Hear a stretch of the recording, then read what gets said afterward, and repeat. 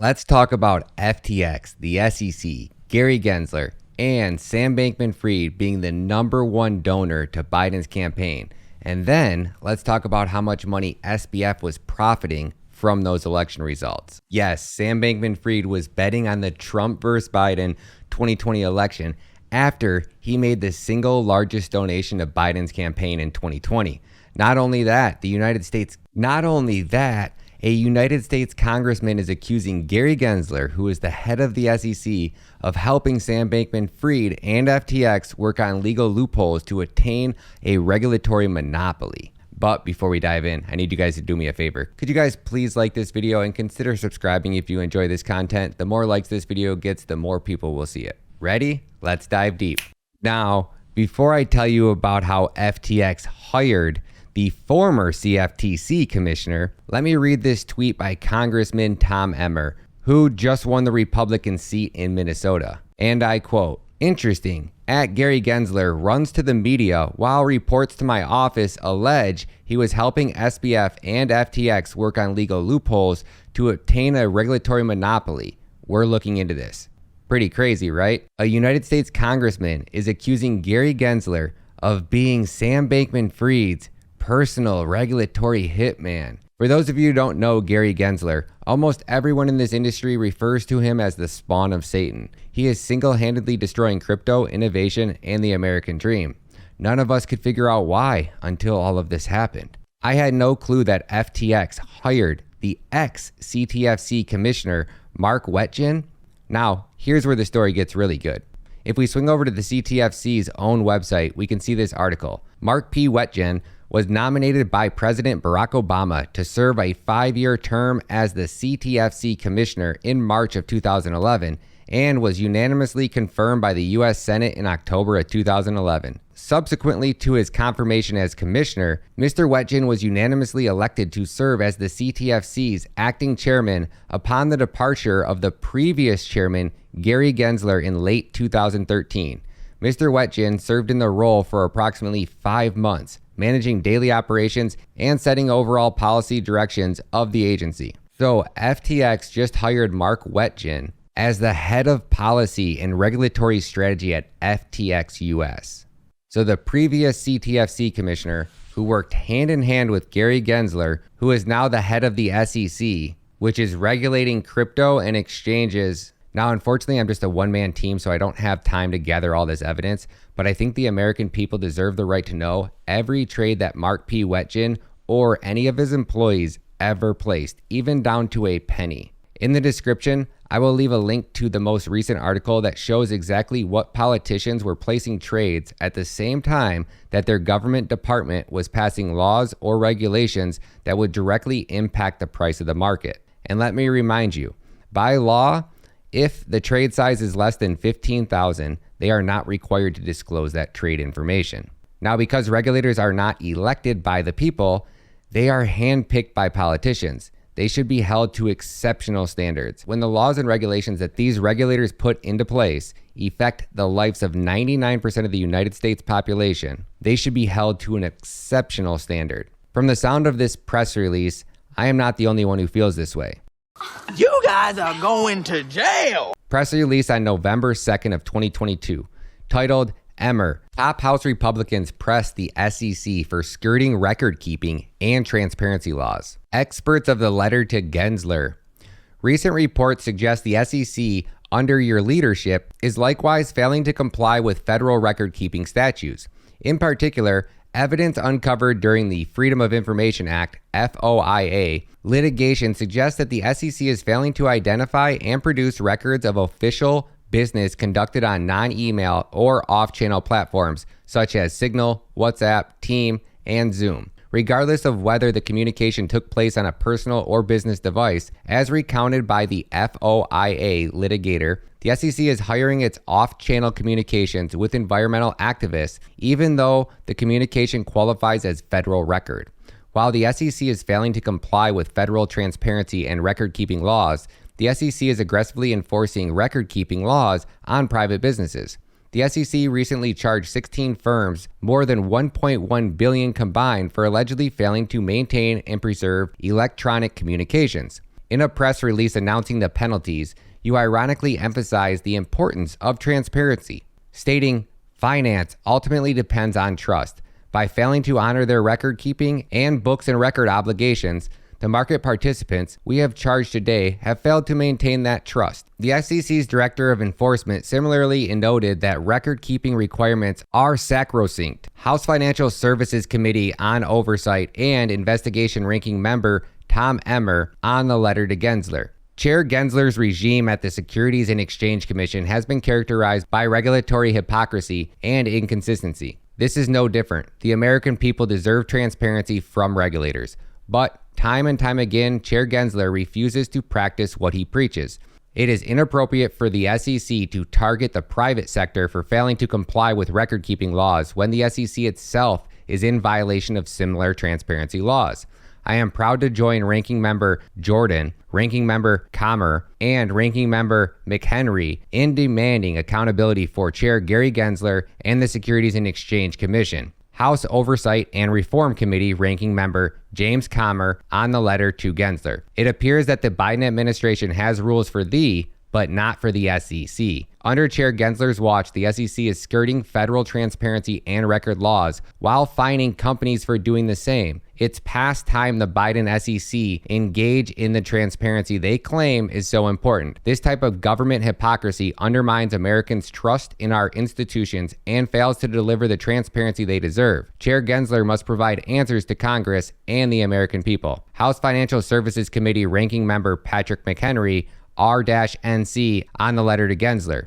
This is yet another example of Chair Gensler's hypocritical mismanagement of the SEC. Chair Gensler is aggressively pursuing enforcement actions against companies who use off-channel communications while at the same time reportedly failing to comply with federal record-keeping laws. Transparency and accountability at our federal agencies is essential, especially at the SEC, as it pursues an unprecedented number of rulemakings that could have profound impacts on capital markets. House Republicans are demanding answers as we work to return accountability to DC bureaucrats and ensure Biden's regulators are held to the same standards they hold their regulated entities to. Pretty freaking crazy, right? But is Sam really connected to Gary Gensler? Or did he just get lucky and hire Mark? This photo shows U.S. former President Bill Clinton, former UK Prime Minister Tony Blair, and FTX founder Sam Bankman-Fried sitting on stage at a panel discussion segment. According to an unofficial document published by the SEC's website, on March 3rd of 2022, members of the staff of Chair Gensler met with staff of IEX and FTX to discuss custody of digital asset securities by special purpose broker deals, including the unique risk associated with customers of digital asset securities and the conditional no action relief discussed in the statement. Now, if we swing back over to Twitter and we search at Mark Wetjen, it seems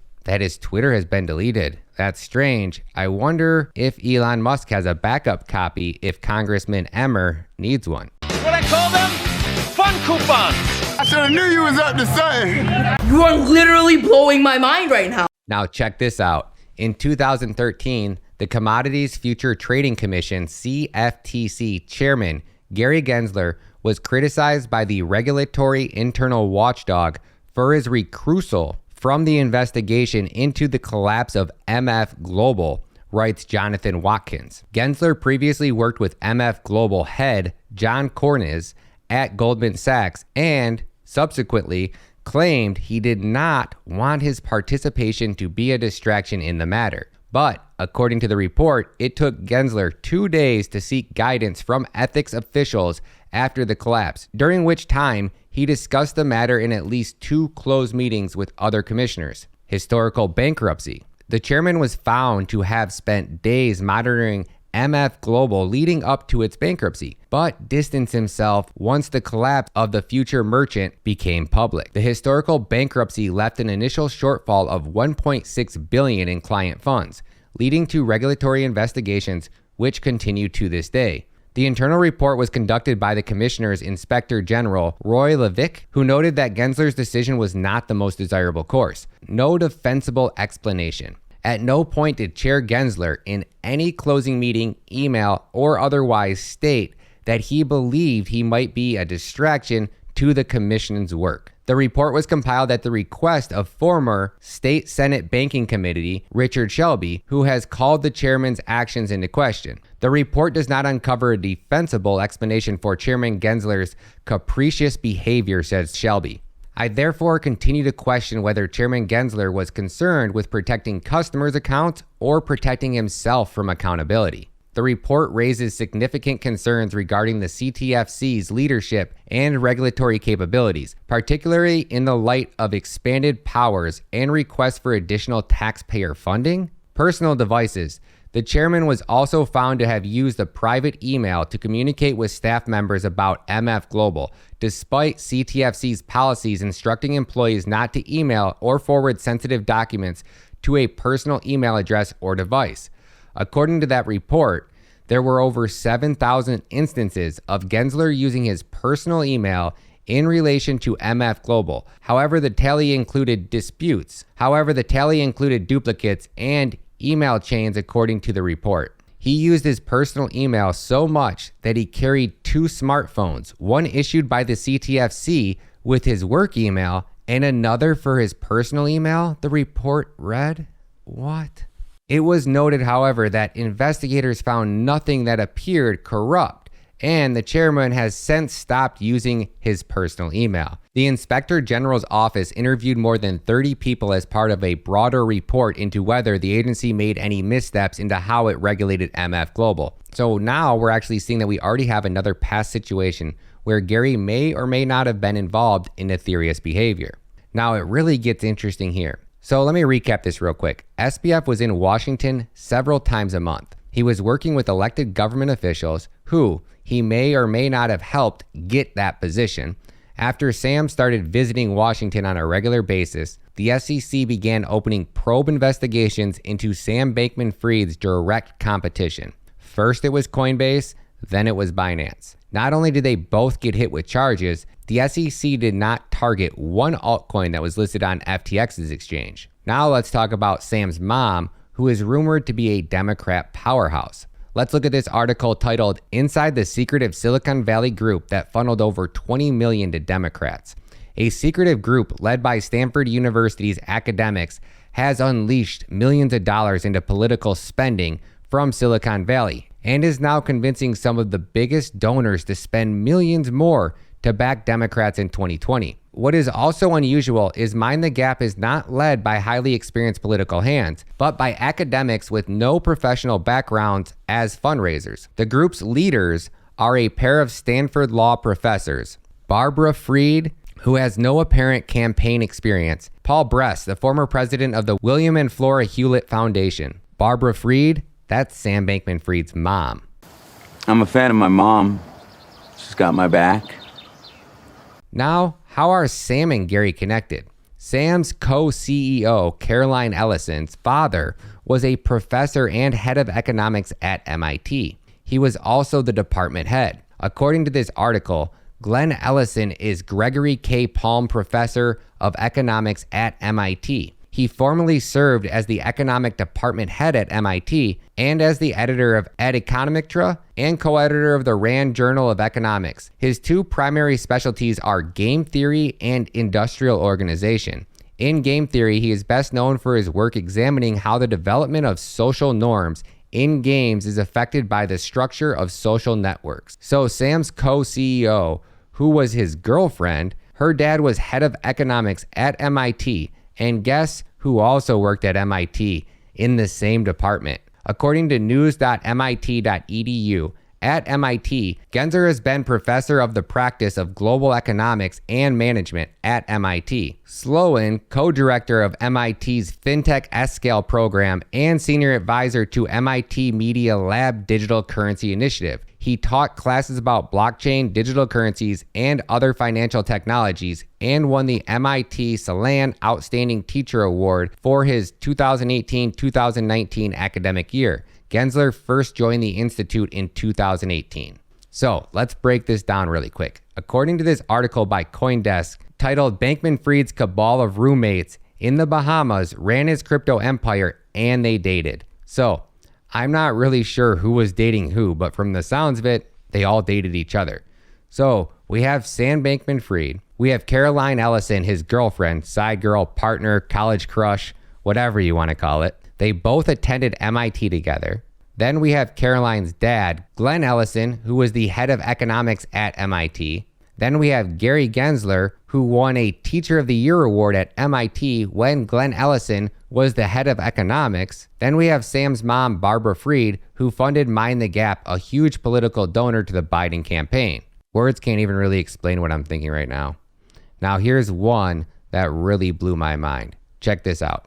According to this article by Intelligencer on nymag.com, on election night, more than 100 million in bets on the outcome were placed via FTX's prediction market. Bankman Fried was as nervous as most Biden voters. Going into the evening, he thought Trump had a 30% chance of winning. After Miami-Dade County unexpectedly swung for Trump, he went to 50-50, intellectually and emotionally. I was 99% sure Trump was going to win, placing bets on FTX, both for and against Trump at various points. He netted a non-trivial profit.